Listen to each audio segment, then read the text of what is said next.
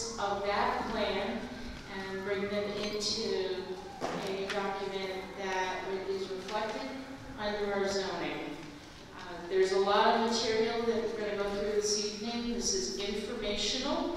There will be follow-up meetings, but I will turn the meeting over. I'm going to introduce Mayor Noble, and he's going to say a few remarks, and then we'll move right into the presentation, and we'll go forward from there.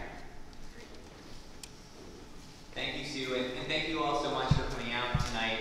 You know, zoning is really important, and it's something that the zoning subcommittee of the comprehensive plan has been working on for the last year and a half to try to be able to get a true understanding of what we need to do to be able to improve how the city works and where people live and how it operates. And zoning plays a pretty important role in all of that, but oftentimes people still don't know what zoning is, why zoning exists, and why it's important. And so my main goal for making sure that this event happened tonight was to be able to just raise the public's awareness of why we're doing what we're doing, why so much effort went into the comprehensive plan, and why zoning really, in order to fulfill our comprehensive plan, is so important to update.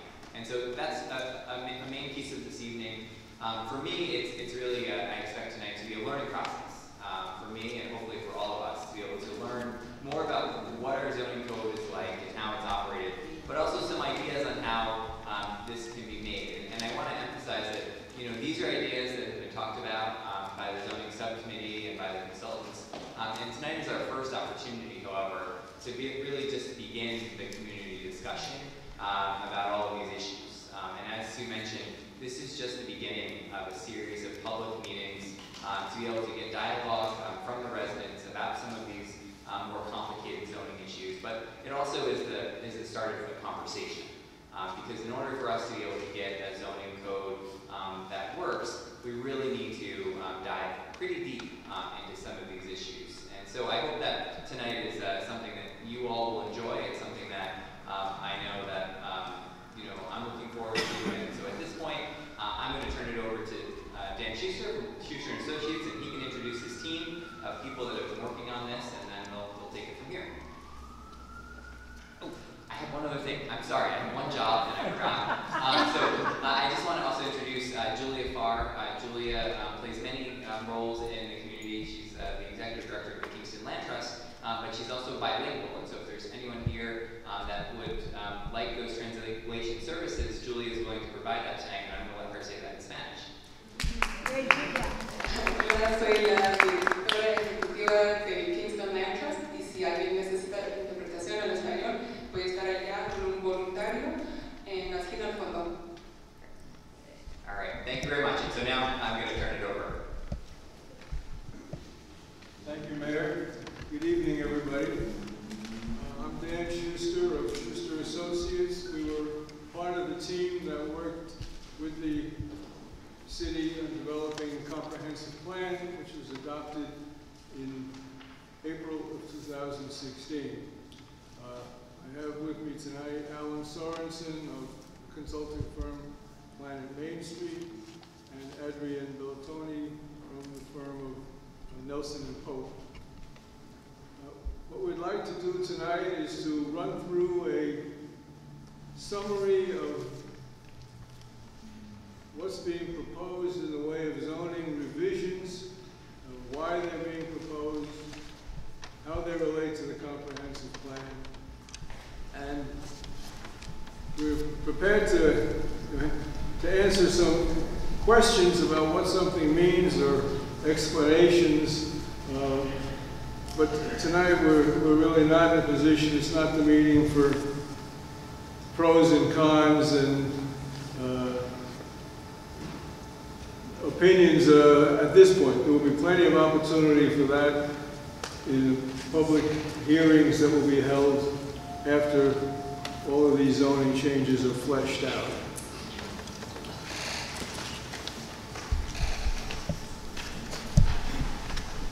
The first zoning law in the United States was adopted in 1916. The city of Kingston wasn't too far behind. In 1925, as that clipping attests to, the city adopted the zoning ordinance. It was a little different than the current one. There were 3 districts, but it did create the Zoning Board of Appeals, which is an essential part of the zoning law. And it is the forerunner of zoning amendments which took place. A whole major new zoning law was prepared in 1963, subsequent major amendments in 1985.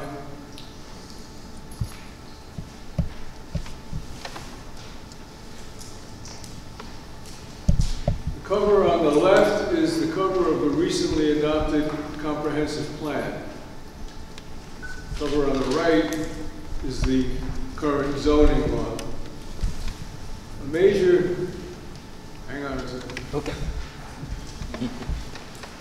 A major purpose of the comprehensive plan is, the zoning law, is to implement the objectives of the comprehensive plan. Originally, in the early days of planning and zoning, that was more implied than explicit. In recent years, state law requires that zoning laws be consistent with the comprehensive plan of the community. But part of our charge at this point is to develop amendments to the zoning law that implement the goals and objectives that were established in the recently adopted comprehensive plan.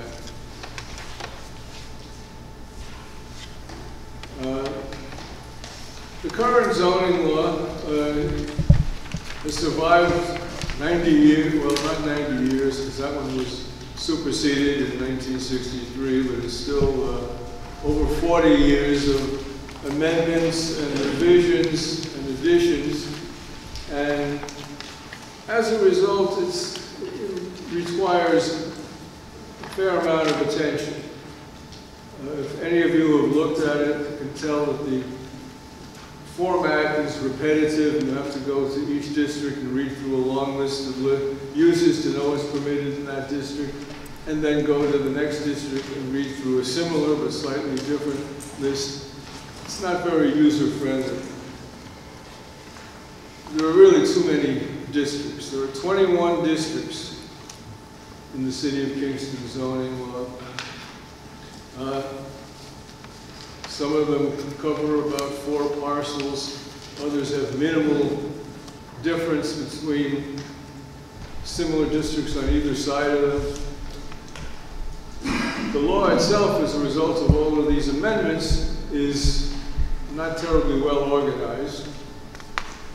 In some respects, it's very rigid. It tends to have very specific requirements which are, if not adhered to precisely, require a variance from the Zoning Board of Appeals, which is another story.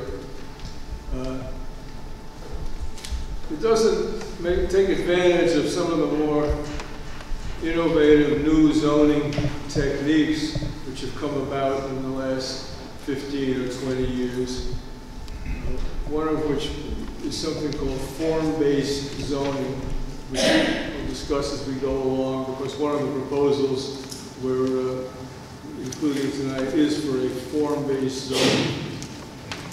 And finally, there are some instances in which the zoning law is inconsistent with state law, primarily because the zoning law hasn't been amended in some respects. Like the Zoning Board of Appeals section has not been amended since 1963, while state law has changed numerous times in response to new policies and case law, so that the original zoning law is now inconsistent with the state law.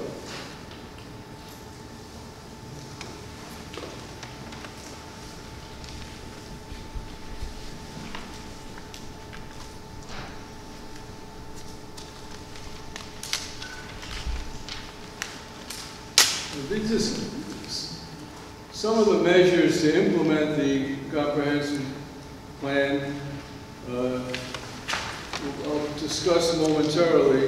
They fall into sort of three categories. Those to streamline the processes and procedures in the zoning law.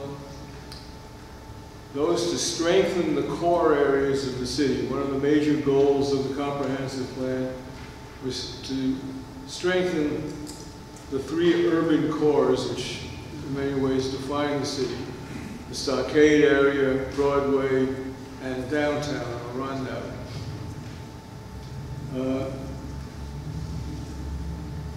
There are a number of administrative and procedural measures that will be addressed to try and make the zoning law more friendly, user-friendly. Next up.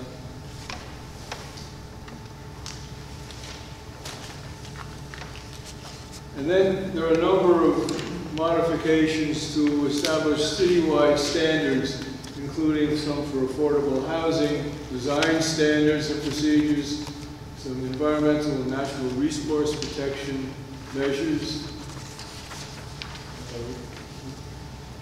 consolidating or coordinating the landmark and heritage area commissions, which have major roles to play, and to facilitate urban agriculture, which has become a use that has a role in the city which really isn't recognized in the current zoning law. And we'll elaborate on all of these as we go forward. One thing that's proposed is to try and save paper. The current regulations for the residential districts in the zoning law currently take 20 pages. What we're proposing is, number one, to reduce the number of residential districts from 8 to 3 because there is so little difference between some of the districts, so that the existing districts would be combined into the 3 on the right. And the lot size, procedures to develop regulated lot size would be based on the neighborhood context in which development is proposed. Because even though there are standards for lot size in different districts, actual development does not, in many cases, comply with that. And the preference is to have new development have a similar lot size as those in the neighborhood. Next. The 20 pages of use regulations would be replaced by one table, which has the advantage, number one, of being one table. And secondly, it allows one simply and quickly to see which uses are permitted in which district without having to flip back and forth through the existing law to find it. So it's a simple summary of what the zoning law says for it. Next. I may seem like I'm flipping around, but these are amendments to specific sections of the zoning law. Those of you who have looked at it know that the zoning law does not only read like a book. You don't go from chapter to chapter and get excited and wait for the next chapter to begin. It's a series of individual regulations. So that's why the process is as it is. The planning board plays a major function in the zoning law. However, if you go into the zoning law to find what those are, you have to flip through half a dozen sections to locate them. You even have to go to several other chapters in the city code. So what's being proposed is one chapter, or one section in the zoning law which would combine all of the planning board's functions, which includes site plan review, special permit review, and several others. In addition, as part of the attempt to streamline process, as anybody who's gone through a process under zoning knows, sometimes it seems like it takes forever, even for relatively minor actions. Often that's because it has to be scheduled around the meeting schedule of whichever board it goes before. In some cases, it has to be referred to the Ulster County Planning Board, and it's easy to devote 2 months to what seems like a no-brain decision. What's being proposed is some modifications to the planning board function to allow the planning staff to review relatively minor, small-scale applications without the need of the planning board itself getting involved. Such as if someone has had a previously approved site plan and they want to amend it to add 3 parking spaces or relocate a driveway, they would have to go back through a site plan modification. It's really has no impact and no significance. Planning staff will be able to review and approve an action such as this. It would take those kind of items off the planning board's agenda and allow them to devote more time to the major projects which do require their attention.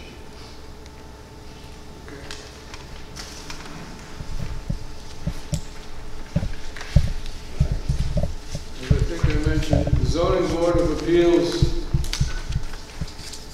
regulations, ground rules have not been amended since 1963. What's being proposed is a series of amendments to bring them into compliance or with current law and practice, to revise the membership, and interestingly enough, if you look in the city charter, in one section, a different section of the code than zoning says there should be 5 members of the Zoning Board of Appeals, but the zoning law says there should be 7 members of the Zoning Board of Appeals. That makes it sort of complicated. There are currently in state law requirements for members of both planning and zoning boards to receive training over a period of 2 years, every 2 years. This would install that in the zoning law so it's clear what the requirements are. There are other measures needed to make the law comply with state requirements. Time frames have changed. The time frames for approvals and reviews have been increased in many cases, and in order to standardize them, these would be amended. Probably the most important change would be regarding variances. Most of you have probably heard the term variance. Variance is essentially what it says is it's permission to vary some provision of the zoning law. Interestingly enough, that clipping I showed right in the beginning, the one change that was made in the zoning law that was being considered for adoption was to create a zoning board of appeals, because it had been determined in some of the earliest zoning laws adopted around the country that some sort of a safety valve was needed from the zoning law. And the zoning board of appeals is that safety valve. It has the ability to approve modifications to the zoning law. But over time, that sounds simple, but over the time, it's become 2 different classifications of variances. One is that is not reflected at all. What I'm going to say now is not reflected at all in the city's, Kingston's zoning law, and would be added to the zoning law. But there is such a thing as a use variance, which is, as as you would suspect, allows a use not permitted in the zoning law to be allowed in a particular instance. It, as a result of various cases in the state courts, some ground rules for that have been established, which make it set a very high standard for a use variance. You have to prove really a tough case to get a use variance if the statute is followed as it's written.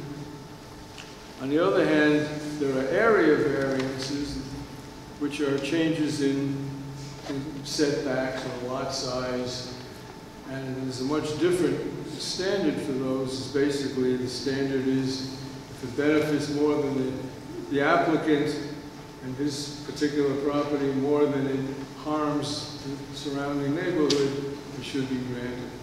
So in other words, if for some reason someone feels they need a variance of 1 foot for a setback, so instead of setting back their building 15 feet from a property line, they set it back 14 feet, and it's not going to bother anybody or create any problems in the neighborhood, that's a much lower threshold is established for that.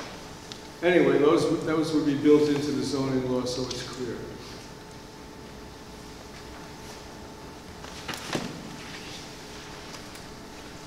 As I think I said earlier, one of the major goals of the comprehensive plan is to strengthen the urban core areas, Uptown, Downtown, and Midtown.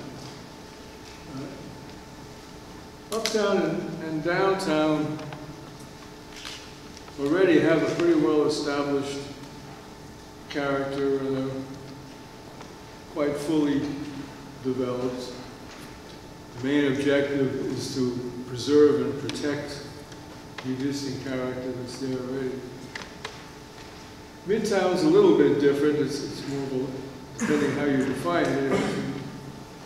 It's either the intersection where the post office used to be, or it's a strip from Ulster Avenue to East and West Chester Street. But it's a little bit different. There's more open areas in it. There are more opportunities for new development or substantial modifications to existing properties.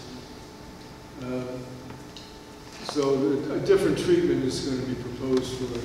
It's also presently, as opposed to Rondout and Uptown, which are covered by 2 zoning districts, there are at least half a dozen districts that cover 1 or more parts of Midtown.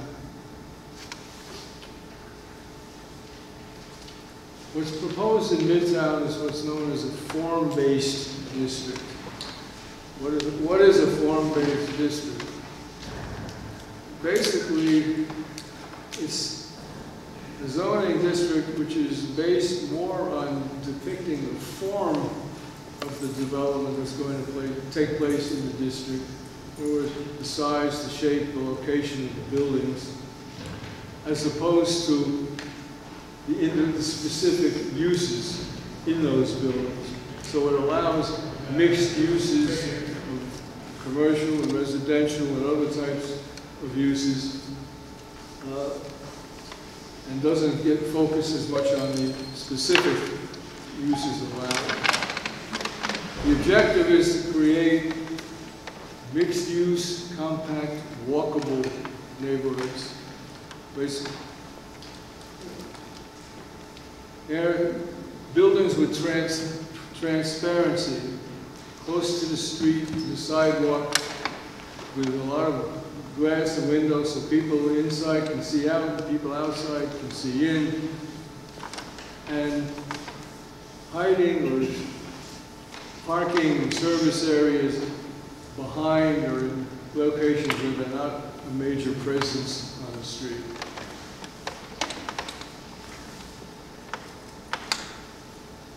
That's the center of Midtown. We're still discussing The red line is one proposal for what that form-based zoning district would cover. Revisions to it are still going on. But what I think is interesting and exhibits the point I was trying to make, you see an awful lot of, it's either open space or large expanses of open parking in that area, which when it comes, as it does in many cases, when it comes up to the sidewalk line, it separates buildings, makes it a much less pedestrian-friendly site. Walking is not as much fun. So the opportunities to fill in those spaces is what we're trying to capture.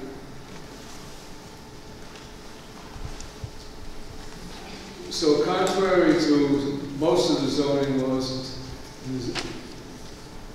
most of the zoning districts in town, this district would have maximum setbacks. Instead of saying you have to set back X number of feet from the sidewalk, so you can't set back more than so many feet from the sidewalk. It will require a certain percentage of the frontage on the street to be developed with buildings as opposed to parking and vacant, so that there's not big gaps along the street. There'll be, in some areas, minimum height, rather than Midtown. These urban cores are, by and large, not the appropriate place for single-story buildings. They're downtowns. I have to confess, though, I remember the first time I came to Kingston and started working many years ago, the first thing you had to learn was that Uptown was downtown. They're all downtowns in the more generic term. Uptown, Rondout, and Midtown. And to be a downtown, one-story buildings really don't cut it. Try and minimize parking as an effect on the landscape. There's no doubt that you need parking, but there are instances when maybe the parking standard is too high, the location of the parking may be made more flexible, site planning to take it into account so that it's not the most dominant aspect of site development. The regulations, would use illustrations to show how the standards work. I think it's a little easier for everybody to perceive what's being proposed. It illustrates where the heights, the setbacks begin, where the parking is located, to try and make the zoning law as user-friendly as possible.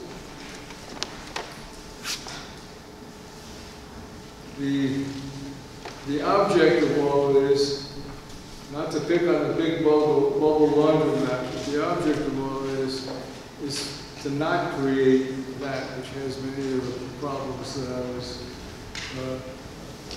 mentioning. We don't quite see it, but we're looking from the sidewalk here. So there's a big paved area in front of it, the parking in front of it, the building is set way back from the street.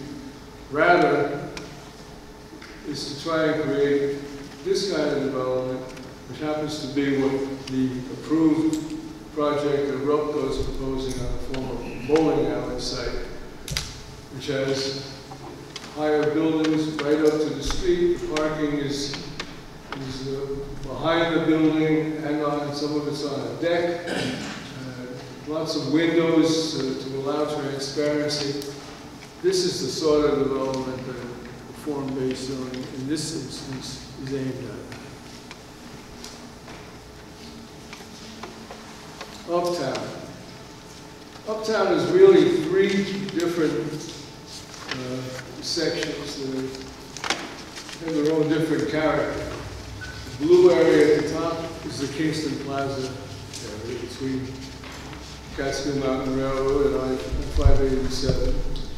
Purple area is basically the Stockade, which is a historic district, National Registered Historic District. And the orange is the area to the south. We've called it Main to St. James, which also has historic building that is supportive of the core retail area, but not quite the same.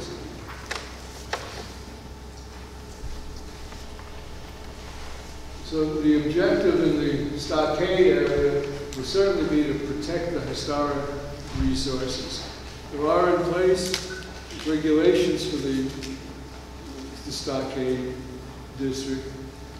They will be incorporated into some more consistent design guidelines. We want to encourage mixed use so that there's 24-hour-a-day activity uptown. The Main Street to St. James area could use a little bit more diversity. There are some uses which are appropriate in that area which are not allowed presently, which could be introduced. Kingston Plaza is an interesting area. It's right adjacent to Uptown, but obviously it has not much resemblance to it.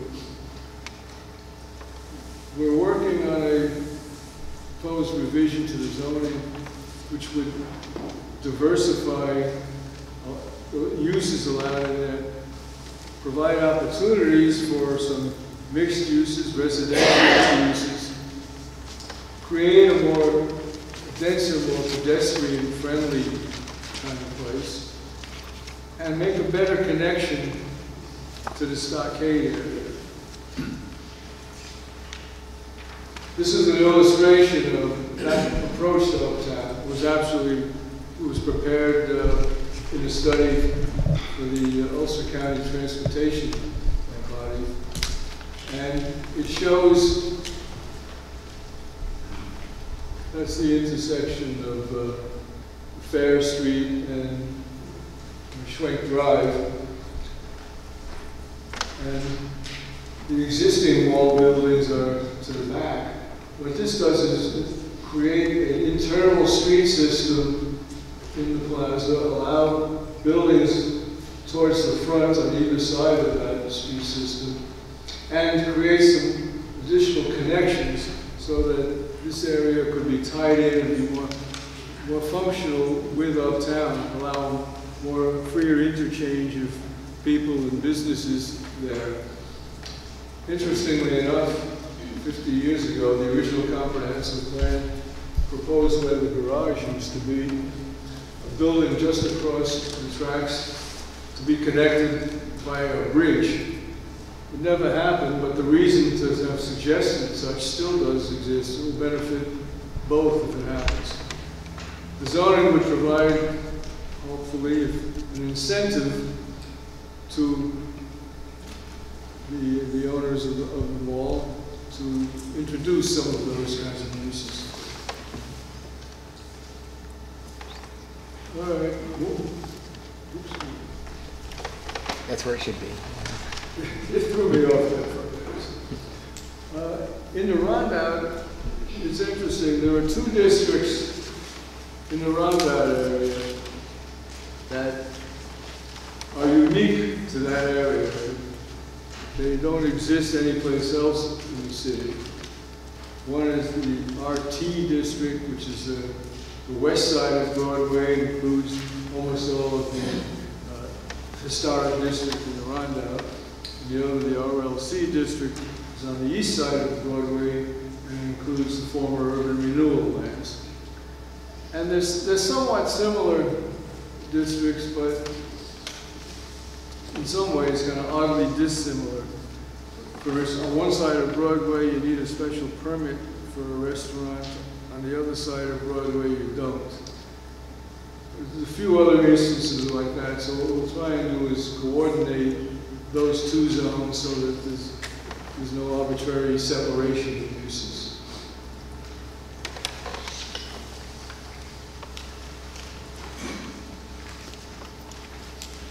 Now we're coming to some of the provisions for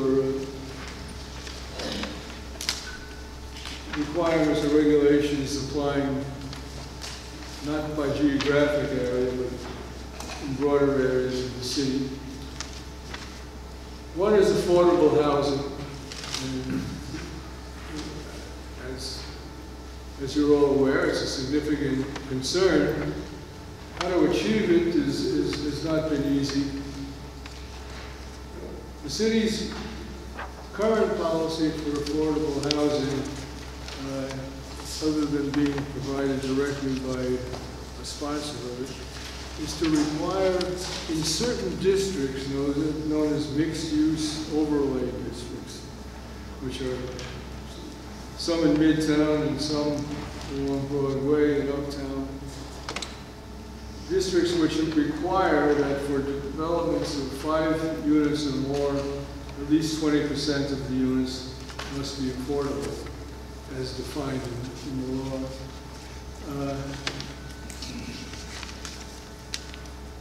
I don't think it's been used very much. And there has been other housing developed in the city which is outside those districts, which hasn't been subject to it at all. What's being suggested is a broader but less intensive provision which would require 10%, not 20%, of housing units in most residential developments of 10 units or more to be devoted to affordable housing, and with certain other parameters. And also to allow, in addition to provision of units directly, to provide some payments in lieu of provision of those units. In other words, the developer could opt out of paying, of providing a certain number of units in a development and contribute to a housing trust fund, which would use funds to support affordable housing in one way or another, whether it's by paying for necessary infrastructure or subsidizing rehabilitation of existing units or other measures to support affordable housing. Also, the developer wanted to put in more than the required number of affordable, more than the required percentage of affordable units. They'd be entitled to a certain bonus in terms of additional units on the site. These are being worked out, and we're looking at what the options are, what the effects are. But we think it's a process that will be a little bit more equitable and is more likely to actually provide some housing. The city has a number of what are called urban design overlay districts. Currently, there's 3 such districts: the Stockade, the Broadway, not Lower Broadway, but the rest of Broadway, and buildings on the Rondout Creek, those which front on East Strand, West Strand, Ferry Street, or Beale Street, and back up to the river. The districts are somewhat similar, but there are 3 different sets of regulations. And each district is reviewed by a different board, which makes for some confusion and some inconsistency in the way design decisions are made. What's being proposed is one set of design standards that would apply to all of these design districts.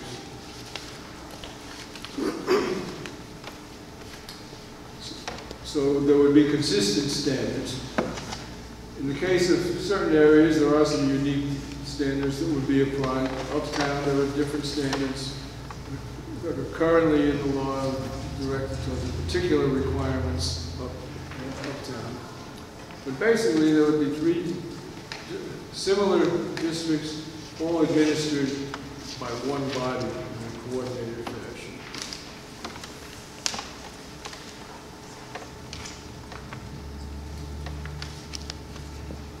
Related to that is to try and make a more coordinated and friendly review process for historic and architectural design districts. There's 4 sort of overlapping programs, each of which involve some kind of design decisions to be made. You've got the Landmark Preservation Commission, which oversees the design of 4 designated historic districts in the city. There's 2 National Register districts and 2 city districts.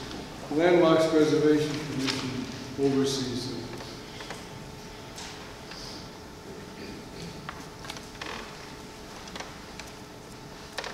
You've also got the Heritage Area Commission, which is, the Heritage Area is the successor to what was originally known as the Urban Cultural Park Program, which covers a large part of the city, the waterfront. It includes Uptown and a couple of connections between them.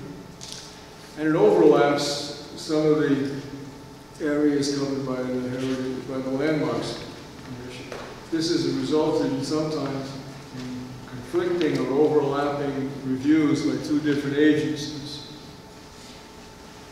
Finally, there's something called, one of the worst acronyms in the world, LWRP, which is the city's adopted waterfront program under the state and federal coastal management program.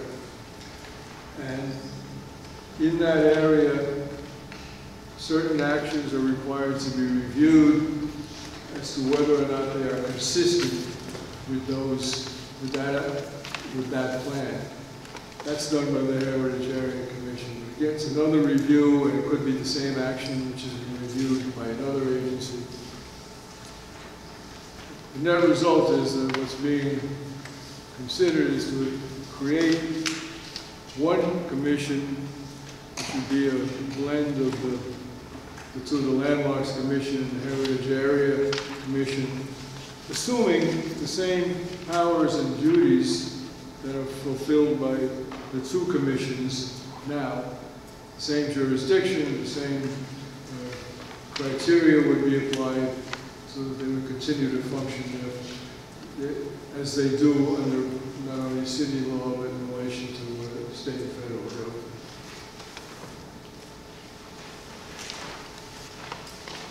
A number of amendments related to environmental and natural resource protection proposed. Some revisions to the flood area protection regulations are required, and in part recognizing the work that's been done by the rising waters studies that the city is undertaking. At the moment, the city doesn't really have any regulations which deal with development on steeper slopes, hillside development in terms of standards to prevent erosion and stormwater runoff from creating problems. So some regulations are being proposed that would deal with those situations, and some regulations that would provide some buffer requirements for certain streams and wetlands which fall below the thresholds established by the State Wetlands Act.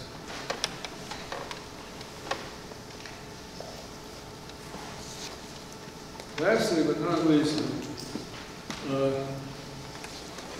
we've been working with the Urban Agriculture Committee that's proposed a number of measures to make the zoning law more friendly to urban agriculture. It's currently in the zoning law. You wouldn't consider it a favored use. It's a use that requires a 5-acre site, which in many areas of Kingston is impossible to get, and there's not much in the way of both encouragement as well as control of it. It's becoming a more important use around the state and the community. We'll continue to work with that committee proposed regulations which will encourage and support urban agriculture. That's the end for me. I know the mayor wants to make some closing remarks.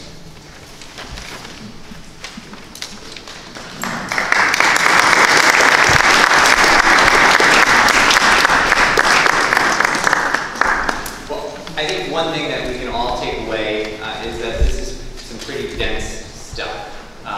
And it's something that, you know, clearly we are committing to taking the next step, which is to have a series of additional public meetings designed around each of these topics that Dan talked about, and really kind of break out of this, you sit there, we stand up here. We want to be able to break out of that mold. We'll have a series of, you know, opportunities for the public to learn more about these individual topics along the way. We're going to continue to keep this information updated on the planning department's website as different ideas kind of boil up. But we hope to use these public meetings as an opportunity for folks to, if you will, get your hands dirty a little bit more and be able to conversate about these topics, these issues, be able to, I hope, have some guest speakers come in from other areas where, you know, this stuff has been happening, whether it's other communities where they've done this very same thing, and kind of hear the success stories on how we've been able to re-envision our zoning and really be able to help tell the story about what this all looks like then in reality. And I think that that's important because we don't always know, you know, you can read all of this stuff on the slides, but how does it really work? And is it going to actually make a difference in Kingston?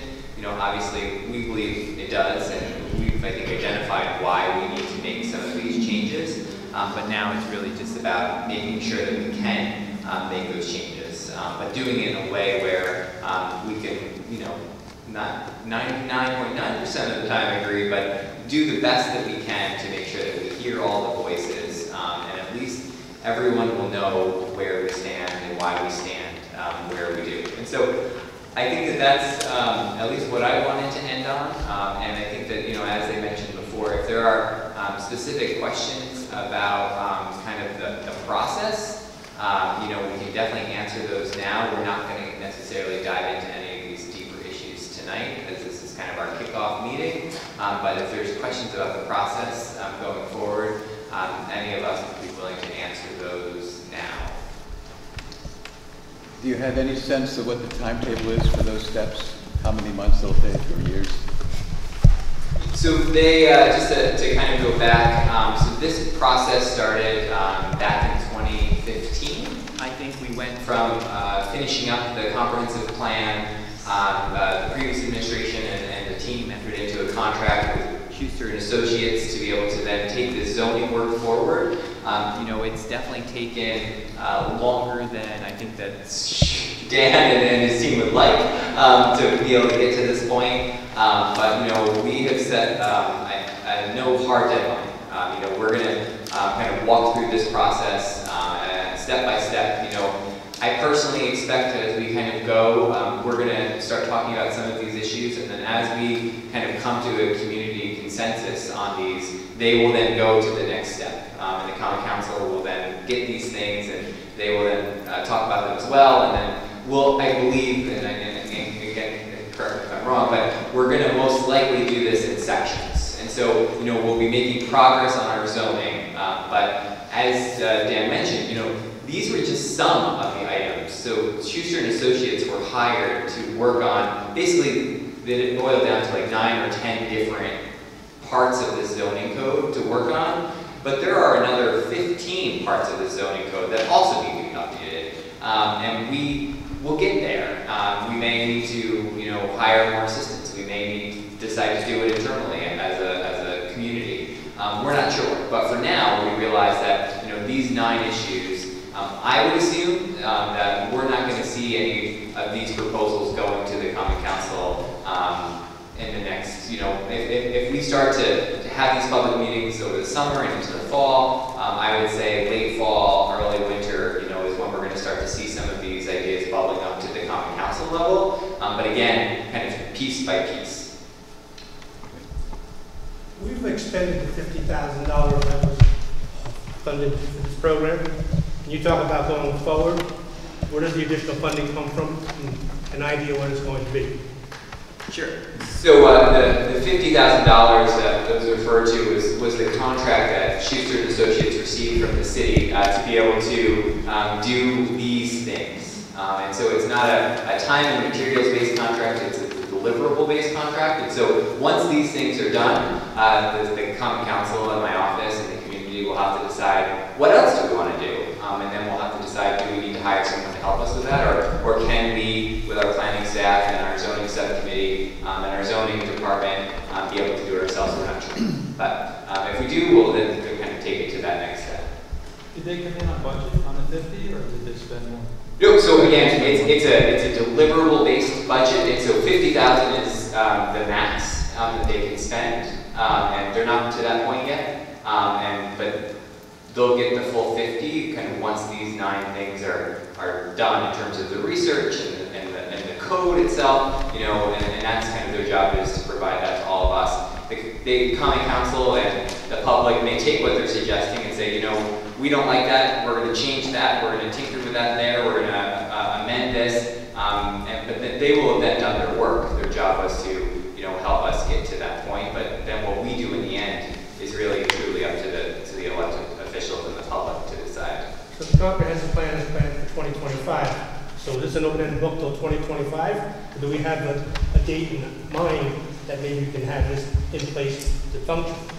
Well, again, I think that, and as we've seen, zoning itself is never really set in stone. Just like our comprehensive plan, even though the comprehensive plan goes to 2025, they recommend updating it every 5 years. And so we recommend, you know, with this type of zoning, you know, our city is going to continue to evolve and change. There are things that may happen in the city 5 years from now that we didn't take into consideration, and that we may need to change our zoning. And so that's the thing about zoning, is that it's designed to be able to help give us a footprint. It's something that you don't want to mess with all the time, but it's something that clearly, if the need is there, we'll change it. But if the need isn't there, you know, we believe that this is going to be a good framework. And again, we believe that we're going to be able to tackle these issues, you know, this year. I mean, that's the goal. You know, these are the 8 or 9 issues that we're going to be meeting about this summer and into the fall, and the Common Council will be able to have some real language to start looking at in that time period. So I don't see this process. I can assure you that Shuster Associates is not going to want this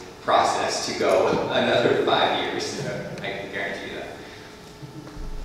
Does this take in effect the complete streets, especially in Midtown and the Midtown Arts District revitalization?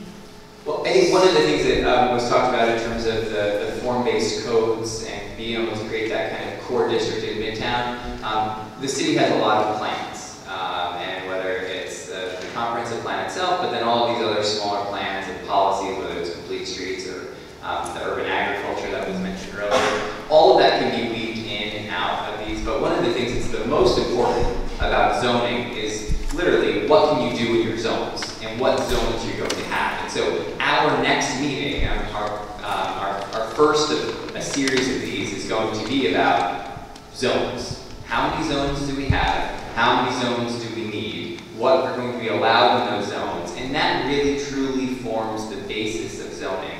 Everything else are things that can weave in and out that have, you know, special duties within the zoning code, but this is the zones themselves are really what will allow, you know, can you have a bed and breakfast here? Can you have,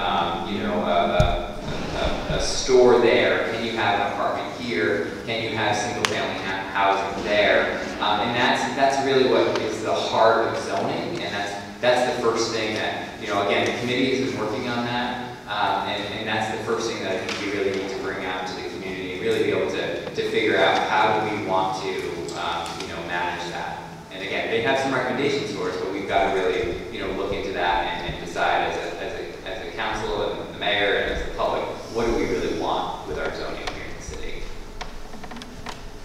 In these focus groups, so the first one, the zoning districts, the zones, at that meeting, what is the mechanism that's going to be in place for citizens and the public to submit their ideas and their suggestions? Well, I can tell you my end of this, and maybe there are members of the zoning subcommittee and the planning team that may disagree. We haven't talked about it as a group yet, but I mean, my idea is, what I think it gets the best public feedback is to be able to do it in small groups. You know, I imagine, 5 different workstations set up around this room with the planning staff and the zoning team spread out amongst those groups, and really be able to ask, 4 or 5 questions about, how do we feel about the zones? What are some of the issues that we have? What are some of the good things about the zones that we have? What has worked well in other communities that we want to emulate? What has worked terribly in other communities that we don't want to do? And having those small group discussions, I think, is going to allow us to then be able to basically report back out what these 5 or 6 different groups have come up with, and then we'll be able to have I think, a more concrete understanding of where everyone's knowledge level is on this issue, but to also be able to understand where we can, agree. And then there are going to be areas where we'll know that we disagree, and then how do we kind of come to a consensus in those areas. So that's what I believe, and I hope that we'll be able to have that conversation really soon as we then announce that next meeting. What will the role of the current zoning committee be for these next steps? So, I guess my vision for this is that as we have these kind of public forums and we start to get this dialogue, is to really be able to do a lot of the work and while maybe these meetings that we hold with the public happen once a month or once every other month, if we space them out a little bit, the zoning subcommittee, I believe, will be meeting to really take those thoughts and take those ideas, working with the consultants, and actually put the pen to the paper, because it's really sometimes difficult for us as people that don't know the real minutia to be able to then write a zoning code. And I will look to the zoning subcommittee to work with the consultants to be able to then provide the public and the common council with then the recommendations. I have one concern. Throughout this presentation, we talked about 3 Kingstons: Stockade, Midtown, and Downtown. This is one city. It's always been one city. Now, it might be a realtor's dream for location, but Kingston is a colonial city. The streets are the same. They're never going to change.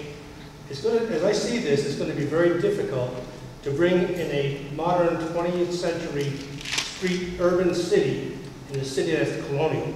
So I would hope that we could get away from, the stigma. This is Uptown, this is Downtown, this is Rondout, the location thing, and focus on really what we need to focus on. That doesn't sit well with me. Yeah, again, we're going to just answer policy questions. Definitely bring that feedback to some of these other future meetings, to be able to help. And I feel the same way. We are one city, and I talked a lot about that when I was running for mayor. It's something that we can break down the barriers between our city, but we also do have to recognize that each of our neighborhoods are both are diverse, and they all have different architecture. They all have different systems, and sometimes those do need to be protected with zoning. And so it's just, but I hear what you're saying. So, any other? Yeah. I have 2 questions.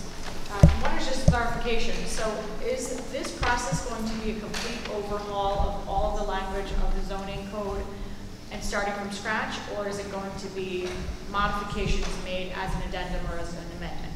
So for now, the goal of Shuster Associates and the zoning subcommittee has been to just work in these 9 areas. To basically, in some sections, it is a complete rewrite of those sections. Other sections, it is slight to minor modifications. And that's generally what we believe will be happening with these 9. In the end, there are going to be more zoning work that needs to happen. But I don't think that we've really necessarily seen any city out there where they basically said, we're going to stop using this code altogether, because unfortunately, we've been using this code since the early 1900s, and so it's really hard to just rewrite it all. So at least for now, some of these, will have brand new language, but